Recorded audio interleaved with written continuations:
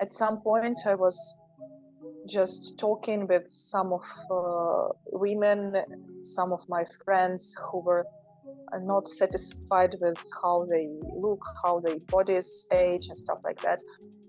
And I was just so eager to show them how I see them as beautiful human beings, as beautiful women. Welcome to Beyond the Drop, episode 7. This week we have Ambi of Ambidextrous Nude, aka Irina Koksharova. Irina is a multidisciplinary artist from Ukraine. Although not shy to dabble in different medias, it is likely many of you will recognize her work as minimalistic, continuous line art. But Irina has a vast portfolio of works ranging from watercolor painting to photography to digital collage. Irina is not afraid to explore her craft through experimentation. This actually led to her ambidextrous works that we see on Drip today. As someone who experienced the beginning of the war in Ukraine, Irina shares a little bit more about her journey leaving her home country and how along the way it was both her art and also her incredible online community who provided a kind of an escape during a very difficult time. Apologies in advance for the contrast in the sound quality on this one, but I hope you enjoyed the episode. Let's get straight into it. I'm happy you could come on and spend the time with me and sharing more about your background and your art. I don't know if you have seen the City of Girls episode, but actually it was Annalie who initially shouted you out on that episode. And yeah, it was the first time I kind of learned anything about you, if that makes sense. To start us off, it would be really nice if you could provide some insight as to your background, where you're based, and originally how you got into art. That would be amazing. Yeah, that's so sweet of Annalie. I was just so moved and touched, and just I cannot even tell how that is amazing, that coming to Drip already to have some friends in there. So it was like not completely new surrounding, but we were in touch with Annalie through the 2 years of NFT from time to time. So that was really sweet. As for me, my name is Irina and I'm from Ukraine. I'm a Ukrainian artist. I have the background of art school when I was like in the middle classes and in the high school. So I finished like 7 to 10 years. I don't really remember how many exactly of art school. And by the education, I'm a philologist. So that wasn't my my higher education in art field, but I didn't really want to work as a teacher. So when I had this opportunity, I became a freelancer. And then from 2014, I started painting every day.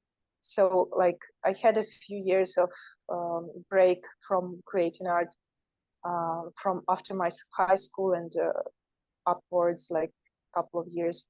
But then in 2014, I started, I think, in the form of art therapy for myself, because I guess it was kind of like a depression state of mind. But back then, nobody really addressed this like in a good way, like I would right now. So it was just like trying to help myself in different ways, and art was one of them. And I was just painting every single day with watercolor.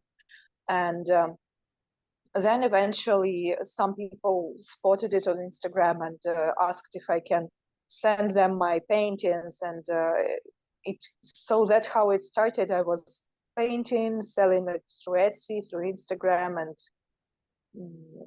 so for several years, it was my freelance and selling art and stuff like that. So I learned to call myself an artist back then. So it was like, am I allowed to call myself an artist even? So, and then it was like appropriating this title and accepting that, yes, I draw art and I sell art, and so I'm an artist. Here we go.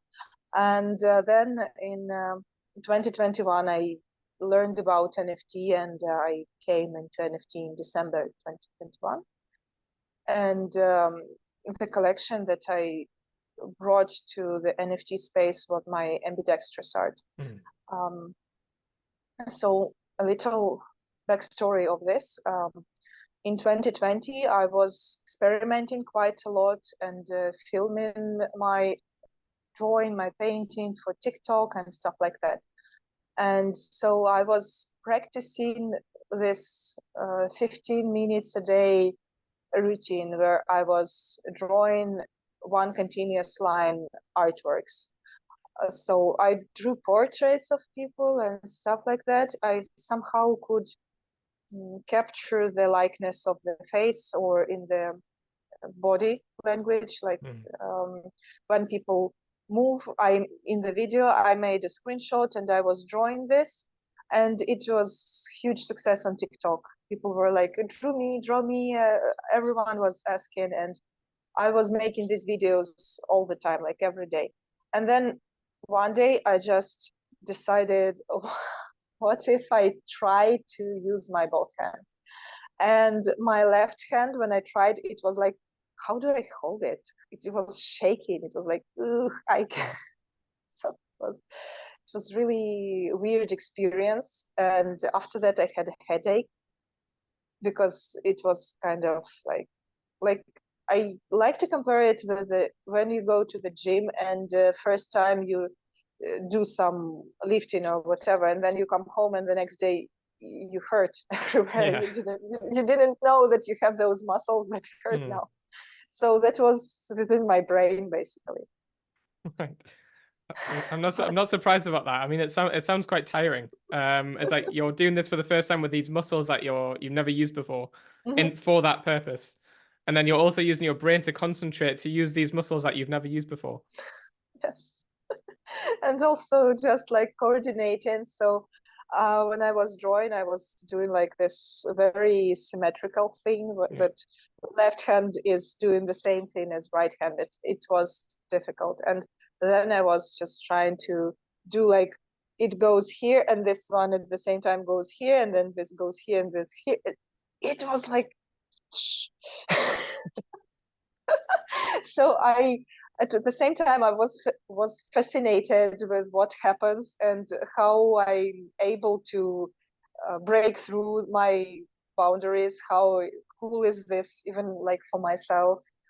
And I decided to do it every day as well. Like instead of creating videos with one hand every day, I was doing two hands every day. So it was every day a little bit of headache. It was every day. Like at first I could do like 5 minutes and I was done, like 5 minutes done. Then more and more, and up until now I think I can draw with both hands maybe up to 1 hour. So it's like I pushed it a lot, and I don't really have headaches anymore. But at first 3-4 months, it was like, yes, I'm drawing up until this, like, this level when you know that you're gonna have a migraine, and then like I stop a little bit just under it, and then I'm tired, but I'm fine. But it was so rewarding at the same time. It was like, making, like, having a superpower. It's very satisfying to watch. I mean, I've watched quite a few of your videos, and it is very, very satisfying the way it kind of works together. And then after some time, it must take ages. I mean, I know it's kind of like sped up a little bit, but it's one of those things that's really satisfying to kind of then see the end piece after you've gone through it. You've initially you said that you got quite a lot of requests on TikTok. So for people, requesting that you draw their animals and that kind of thing. Is that, I mean, you have kind of a mix of subjects now. So is it the same thing now? Somebody kind of asks you to draw something and then you'll draw it, or is it more intentional? Is that, the more that you actually have the decision behind the work? Is there any kind of reasoning behind what you would choose as a subject at this point? Well, I do love drawing animals, to be honest, because first of all, it is really satisfying and really lovely to draw cute stuff. And I was, so when I was painting, I used to be painting natural subjects like animals, flowers, and that was like my drill for the longest time. And then in ambidextrous art, first of all, yes, I started with animals and pets. Basically, people were sending me photos of their pets or just telling me the breed of their dog, for example, like corgi or like wolfhound, and I was Googling them and drawing them and posting those videos. So I had quite a few pictures of, like, really I had a huge list of what, like canary, frog, like chameleon, whatever, like turtle. And so I drew all these animals, and then when I was just like, I was really looking to what else I can do and what makes sense to me. And at some point I was just talking with some of women, some of my friends who were not satisfied with how they look, how their bodies age and stuff like that. And I was just so eager to show them how I see them beautiful, as beautiful human beings, as beautiful women. And then I just decided to draw them, like not exactly the person, but just different sizes and shapes of bodies.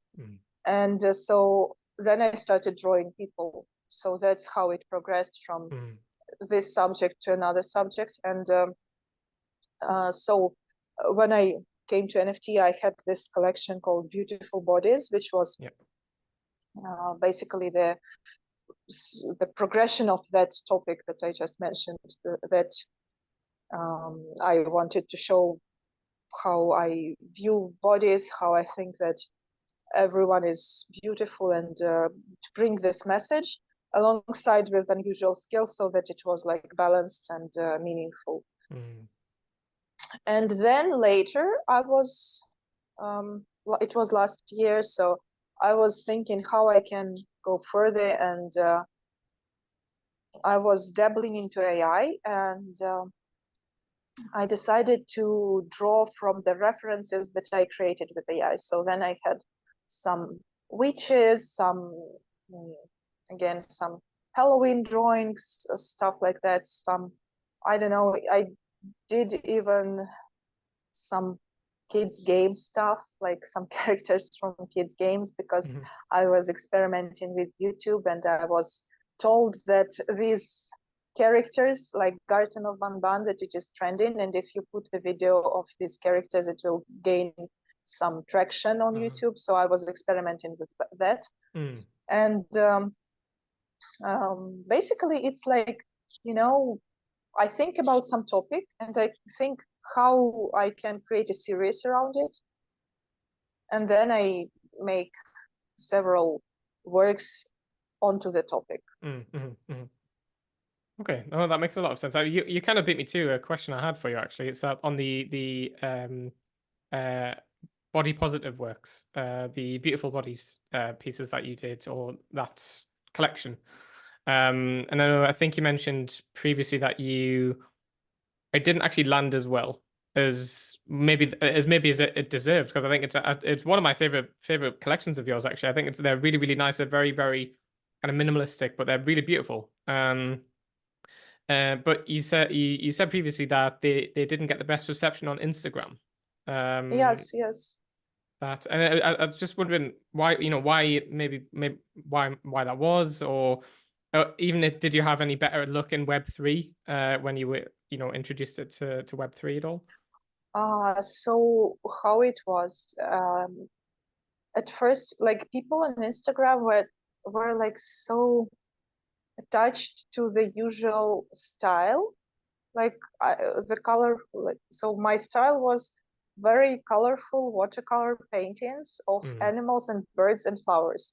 And then one day I just started posting black background, gold and silver lines, minimalist art. And I think everyone was just so confused that they were like scrolling their feed and like, who's this? I don't know, don't recognize. So it was like people on Instagram back then, it was like 2-3 years ago, it felt like everyone was so attached to the common style that your feed has, that when it is something unexpected and random, they just scroll because they don't recognize you.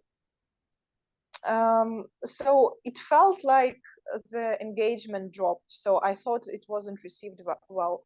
But at the same time, I got quite many responses that people messaged me that they felt seen thanks to these videos, and they were asking me to draw this lady but with a fuller chest or something like this, and list it on Etsy and I will buy it. So something like this. So at the same time, it felt like less reception but more engagement from devoted audience, if that makes sense. Yeah.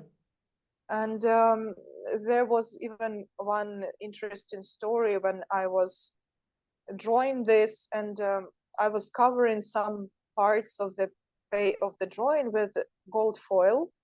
And then one day I made a mistake in the technique, and it got scratched, just like the glue didn't stick, and it got damaged, and I tore it apart, like just. And then I felt so sad about this girl in the drawing, like as if she was a real character or something. So I did this thing that I glued it together, and then I gold foiled all these tear marks, and I was filming it because that's what you do on Instagram anyway. So I did a little storytelling how it happened, and I posted it as a video. And then one of the followers said that, this resonates with me so much. I want this particular torn girl. Can you please sell it? So that was completely unexpected and really very touching. And so when I was introduced to Web3, and I thought that you kind of can bring only one style at a time, and it has to be something really mind-blowing. So that was the impression I got from the person who introduced me to Web3. And so I decided to bring this collection with women with beautiful bodies. And in Web3, it was completely different perception. It felt like probably because on Instagram, I had already like 400 followers, 4,000, sorry, 4,000 followers, something like this. And I felt this difference, that some people are not engaged, some are engaged. But on Twitter, I was starting from the beginning, and at the very beginning, I was already hopping onto spaces and presenting my work. And because of that, I got the feedback immediately. And it felt like it was an amazing feedback. And people were like engaged with the artworks. They were digging the topic. They gave me like their questions and how I started, how it happened. So I saw that interest sparkling in the audience in the Web3. So I was mind blown by this response. And because on Instagram, you don't really get anything except for a few comments. Yeah. Usually. Yeah, I suppose the feedback loop's very immediate with Twitter, isn't it? So I think that makes a lot of sense. But it's nice that you got such a good reception as well. And like I said, like I really like that collection. I think it's really, really lovely.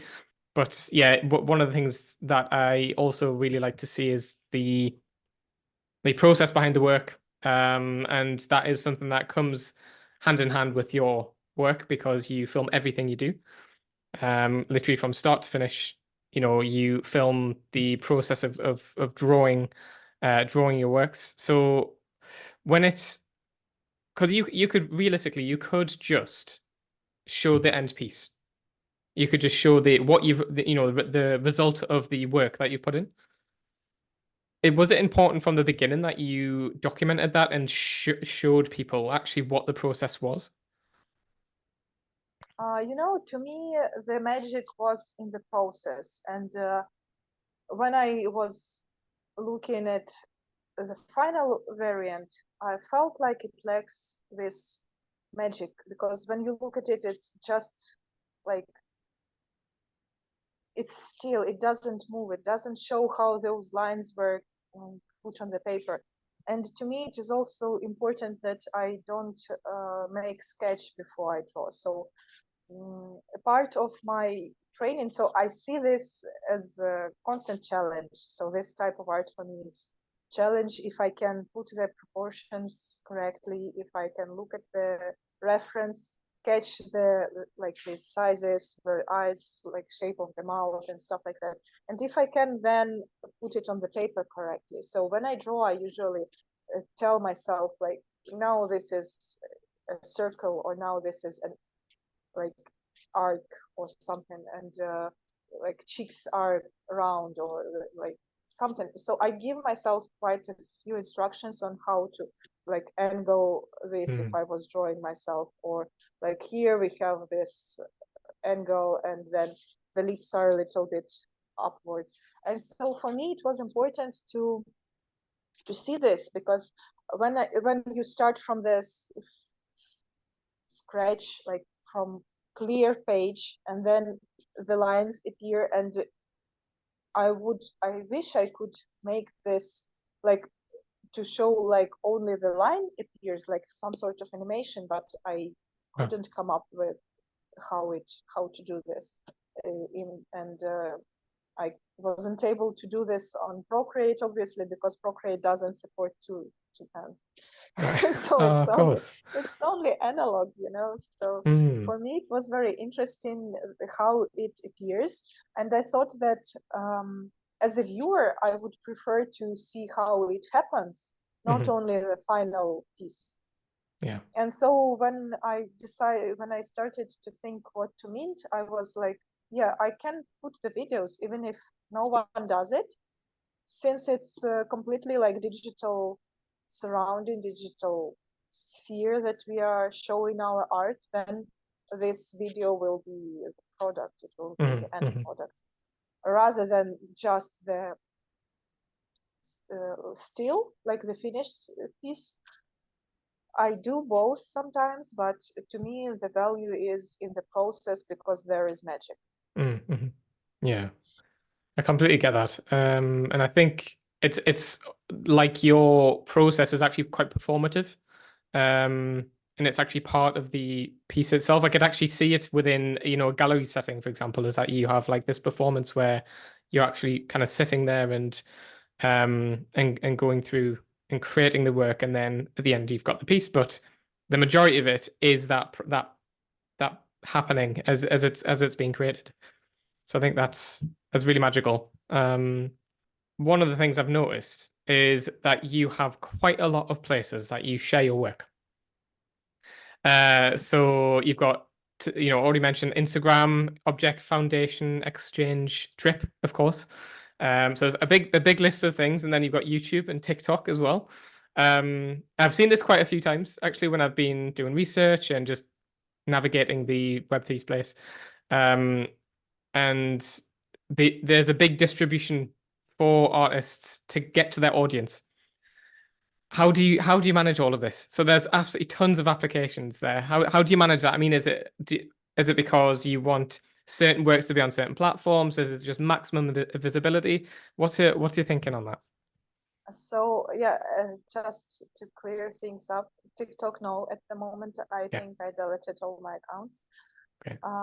But so as an artist in this digital era, I truly believe that we need to be really good marketers of our own work to have it seen. So I was taking quite a lot of educational programs in digital marketing, first on Instagram, then just how an artist can present themselves. So I also have some Web2 platforms like Imprint and Redbubble, and I think maybe Fine Art America or something like this, like artsy platforms. And I used to have Etsy. So the main idea was you create a work and then you repurpose it. So for example, It's difficult for me to repurpose Instagram videos on YouTube and vice versa because it's horizontal and vertical proportions, but Instagram and all others, they work really well together, like really neat. If I make this video, then I can post it on Instagram, on Pinterest, on Twitter, mint it somewhere, and get maximum exposure as I can. So yes, basically the idea is to get maximum exposure from one unit at a time. So I make something that is suitable for many platforms, maybe tweak the editing a little bit, music, no music, file size and stuff like that. And then I just post it across multiple platforms. Sometimes now, like usually I don't, maybe Twitter and Farcaster, that's it.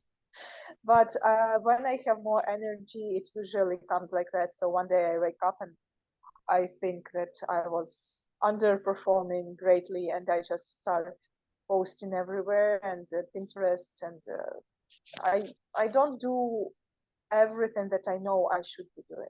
So, but it's years of educating myself in these things. So it's a hard thing to balance. It's very, very difficult because there are so many platforms and so many places that you could reach, some audience that would like your work. So it is a hard one. And I don't think anybody's really cracked it yet, to be fair. So you used to be, I mean, I know you're using Solana at the moment, meant your work on Solana, but you used to be very, very much a Tezos maxi, as what you previously said.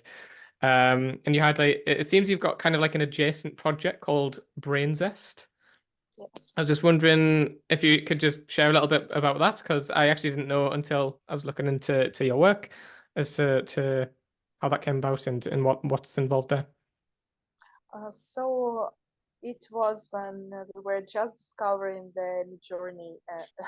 It was everyone discovered Midjourney and they started making art. And so on this page on Ambi, I have already, among my minted work, I have my ambidextrous art, I have my photography and paintings. So for me, it felt if I will put AI work in there as well, it will be so overwhelming and so people will be mixed up again. Because every time I come to spaces and I say, hey, this is my new mint and it is photography. And people like, hey, aren't you doing ambidextrous work? And I'm yes, but I'm multidisciplinary artist. I do several types of things and they are equally important to me as an artist. So I'm gonna mint them all. And if you like them, you're welcome to check them out. And so I was thinking that if I create a separate channel for not for ambidextrous, for AI work, since I was doing a lot of it at some point, that will be easier for me to handle. And also one day I was just playing around. I created a series of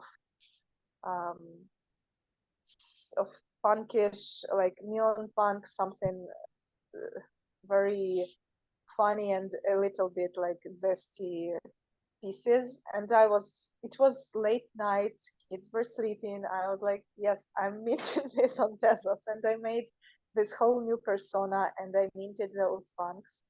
And then for a few days, I was just messing around and coming to spaces. And like if I was allowed to pin my work.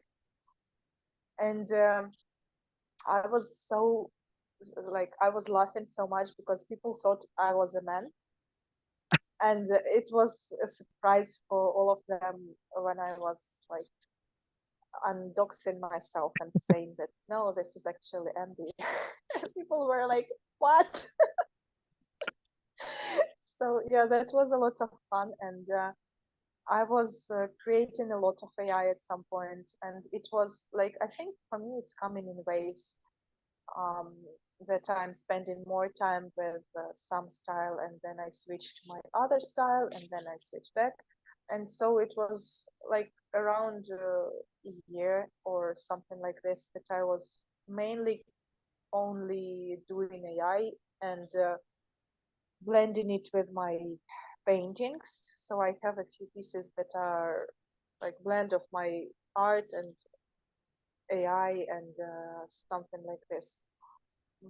And at some point, I felt this interest for creating more things with hands again. So I think it is some sensory aspect. Okay.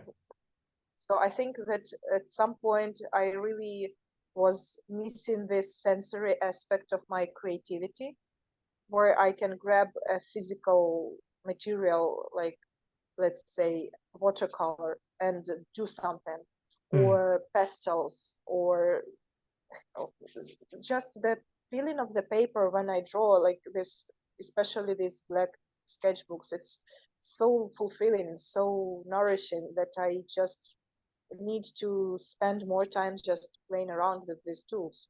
And then so there is only so much I can do with family stuff and kids, and I was solo parenting for more than a year since we left Ukraine, and my husband was still there, and so it was so much to balance, to keep in balance, that I switched. When I switched more to physical art, naturally I didn't have much energy for AI. And then I thought that since my primary and most, let's say, interesting for myself thing is ambidextrous work, well, also photography and watercolor and painting, but And everything. yes, but I mean, since physical art is, let's say, physical art, Yeah. What brought me into NFT, what brings me most of happiness, and I really want to, if I was choosing what to develop with this time span, with this span of energy, if I need to choose, I would rather choose ambidextrous or like something physical. And so that's why for now, like nowadays, I spend much more time with my physical work than with AI. So that is a secondary page. That is a secondary page. I didn't mean there anything for some time, but I think around Halloween I created a really nice work there. I think it makes sense kind of splitting them out. And I suppose if you feel kind of fatigued by certain things that it makes sense kind of switching the medias that you're using. And it means that you just don't get completely exhausted by doing the same thing. So I think that's got its benefits as well as being, like you say, a multidisciplinary artist. That's definitely one of the benefits there. You did mention there that I know you kind of left Ukraine, of course, because of what's going on, like with the war and that kind of thing. I know that was actually something I heard from Annalie. With that, I mean, were you able to kind of continue, creating during that time actively, or did you have to? Because I appreciate it being quite a tumultuous time. How was that, situation? Well, first of all, I was able to leave due to NFTs and due to the support and active sales during that period. It was just before the bear market started, so it was like still very active phase, I think, up until May 2022. So I left in March, a few weeks after the war began, and I just felt that for the sake of my mental health, I need to get my children out of this, and to be like, I would be exposed to some uncertainty and being alone in a new country, but at least I would kind of control some things that I could control. Yeah. And thanks to NFT, I had this like safety cushion of some savings, and I was able to afford a few months, more or less, mindless living in a new country. So it was just like traveling, and no one expected the bear market, I would say. Well, yeah. Yeah. So as for the art, I was collaborating with a French-based photographer, Alexander Benz, at that time, and we created a very strong and moving collection together. So he provided some photography, and I was drawing ambidextrous work on the prints of his photography. And we started doing this just in the middle of me having this decision to leave, and I was on the phone with him the night before and telling him that, listen, I will try to print out these pictures that you sent me, and we'll create one work here, and then I leave, and in Poland I will do something else if I have time. And so it went like this. I drew the first piece in Dnipro at home, and then the next day I left, and I had only these 5-6 prints of photography with me, and I decided to make in each city, in each country that I was traveling, a new piece, kind of to mark my way. So the second piece was created in Warsaw, in Poland. The next one in Vienna, and the fourth one, the last one, in Athens, Greece, where we decided to stay for a bit. So it was this like creating on the way. I had the tripod with me, and I was drawing in the hotels where we were staying. It gave me some kind of sanity, you know. You are in the middle of unexpected and not very pleasant move, but you know that at the end of this you have some art to make. I don't know if it makes sense, but to me then it was like really like an anchor to sanity. And so I was really happy that I had these things to do, and it was pretty easy to set up this for me because I had my phone, and so I had everything ready for recording these videos. And even if the tripod wasn't ideal, it was like selfie stick with little hands, arms like this. Oh yes, yeah. And in one video it even fell because kids were messing around, and I dropped it, and then I didn't have another photo of this particular piece to replace, and so I was very disappointed, but we decided to roll with it, and there is this piece minted with which the camera falls in the end. So that was really like empowering to be working on this collection while I was moving. And then when we settled in Athens, again, the support from Twitter community was so tremendous, so huge, that I felt like, you know, having all my friends with me. So we were on spaces, we were talking. It was, I didn't feel alone or like being in a new country. You know, like when you come to a new city, you don't have whom to talk to, or you know, but here I had someone to talk to all the time. So that was a nice part of it. That's good. Yeah, and I think it's nice that you kind of had the arts to work on at the same time as well. I suppose if anything else, it could have acted as some kind of escapism, but it's nice that you kind of had something to work towards at the same time. So that's really nice. Yeah, absolutely. You know, as for escapism, you're completely right. And I realized that during this kind of events, that when you don't know how to behave, you are overwhelmed with feelings. To really have this escape is helping a lot. So it was, and to be honest, like Twitter Spaces were this escape as well. Because the people are from all over the world. You can hear that someone is living normal life. They are like having their morning coffee on the other side of the planet or something like this, and it gave so much energy.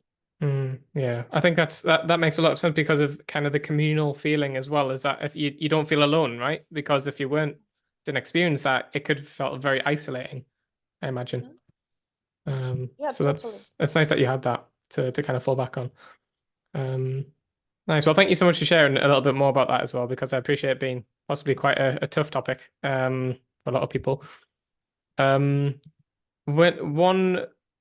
mentioned a collaboration before with the artist. One recent one that you have done, not necessarily as the artist, but as the as the subject, is the collaboration that you had with Ada Studios with the photography. Just wondering because it sounds that I feel like you might have done this before, but in terms of becoming kind of like a nude model, is that something that you've done before? How did this come about? Because the photography is absolutely stunning. So yeah, just curious to hear a little bit more about that. Oh, thank you for asking. Yes, this is the most recent collaboration that I created, and if I can, it's difficult to compare them, but if I compare my feeling about the work that I created before, so this previous collaboration when I was leaving Ukraine and this one, they are equally important for me, and they are the two most important bodies of work that I've created in my life. I'm not like even exaggerating for different reasons, but to me it feels like that. So I haven't modeled as a nude model before. I had some photo shoots just for like Instagram profile with my photography friends back at home, and just to keep the profile like stylish, and it was like me holding some paintings or something like this, posing in the nature with my paintings most of the time.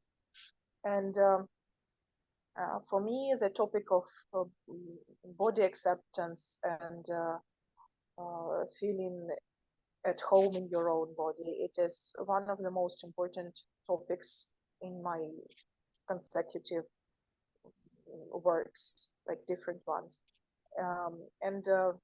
So as a woman who gives birth to the children, who ages, it is not very easy to accept how the body changes.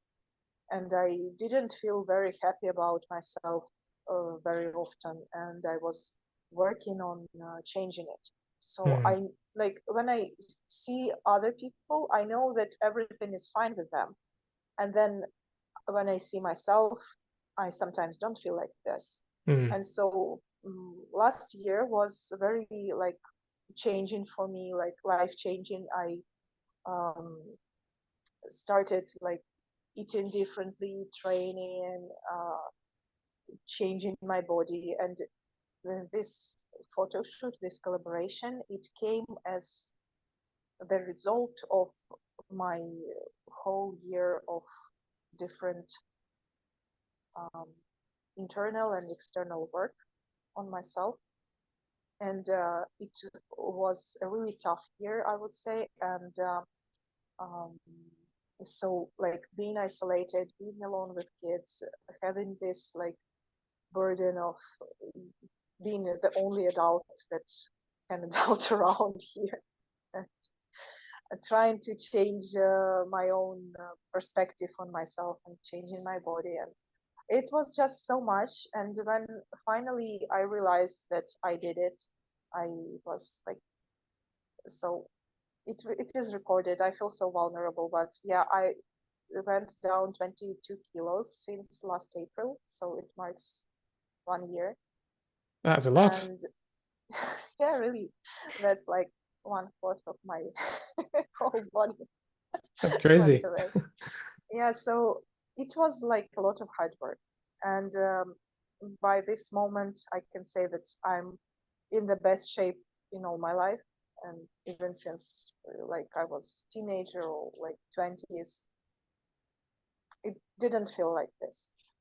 And when we were like, I know Aida from 2021 when I joined, or from 2022, from the time when I was moving to a different country. I saw her in the space and we interacted and I knew her. And then she said that she had a break and she returned to the space. But when she did, I was immediately like recognizing her as my friend because we connected back then. Mm. And so we were just talking on spaces. She was hosting, I was a frequenter in her spaces. We were chatting, we were in the same group chats. And when we were going to take part in NFT Paris and in Violet Bond's exhibition, we were going to Paris to see Violet's exhibition, who is from Australia. And it was like huge. We knew Violet for so long, and being able to just jump from one country to another, like 1 hour flight, and she's coming all the way from Australia. We were so excited that we were like, yes, we are doing this, we are coming, let's rent the same Airbnb and to just spend more time together. And then in some chats, we were just joking that since Aida is a nude photographer, so when she said, so you have to make a shoot with me, and I was like, yes. And it was all joke until it wasn't. So we when we met, we felt so easy together. It was like meeting an old friend. We hugged and we didn't want to let each other go. And it was, when you meet your person. So it was really natural for me. I didn't feel like any discomfort when she was photographing me. And we just came home from one side event of NFT Paris. We decided that if we want to really take this photo shoot, then there is some sunlight finally in Paris because it was raining. So it was like 1 hour of sunlight, and we jumped into this 1 hour and we did everything. Fair enough. And very spontaneous. Yes, it was spontaneous, but also kind of we were ready for it. So it was just the right place and right moment. And so for me, it was very liberating and very touching to see myself. And then Aida created her book, which is called, so she was working on the book before even this happened. The book is called, her photography book is called I Never Saw Myself Like This. And then when we did this photo shoot, and she messaged me like, hey, Irina, if you want, I can include a couple of photographs into this book.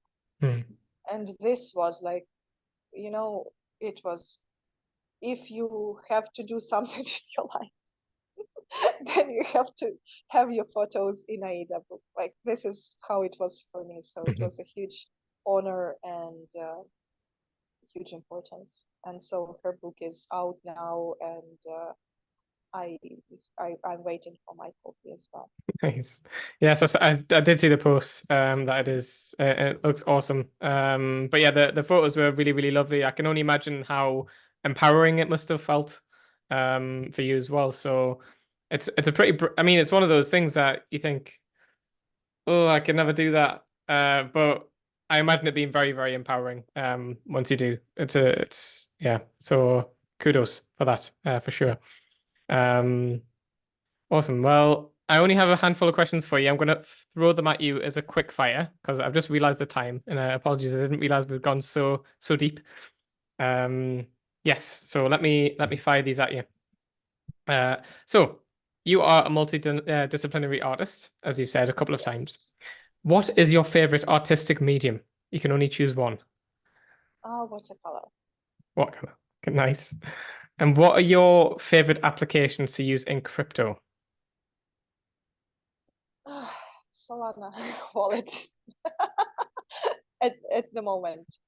But also I access Drip through my wallet application. So that's multidisciplinary as well. Fair. Have you invested in crypto yourself? Well, I'm trying to do a little bit of intraday trading. Okay. So, yes. Yes. Nice. Apart from Drip, what would you say is the best platform to share your work? As we were discussing before, you use a lot of them. What would you say is the best one? Twitter. Twitter. Yes. Good shout. And what is the best message you've had from a donation on Drip? What was it? I think it was just we watched it with all my family, and my kids really love it. That's sweet. I imagine you get like just hundreds of messages, so I imagine it being quite hard to choose as well. And then the final question, the big one, is which Drip creator would you like to shout out? Oh my God, it's such a tough question. Can I choose Yep. several? Well, go on. I'll let you. Okay. I really love Nanieko. The cats are just so cute and so amazing. Yeah. I'm honestly mind blown by designs who creates these works with knives and machete and axes and stuff like that. It's just like blows my mind every time. Yeah. How can I not shout out City of Girls? her characters are just make me happy to look at, and all those each of them has attitude, so much attitude, so much goes into them, and I also love the attributes into every drop. And then also two of my best friends in Web3 just joined Drip recently, and I just cannot wait to see what they're bringing. It's Jimmy Albert and Claire Ujma. Jimmy is making cyanotypes and makes fusion with AI. So it's like bridging the oldest possible photography because cyanotype is kind of like a photography related thing when you release these images through their light power, and newest AI, so it's like bridging old and new stuff together.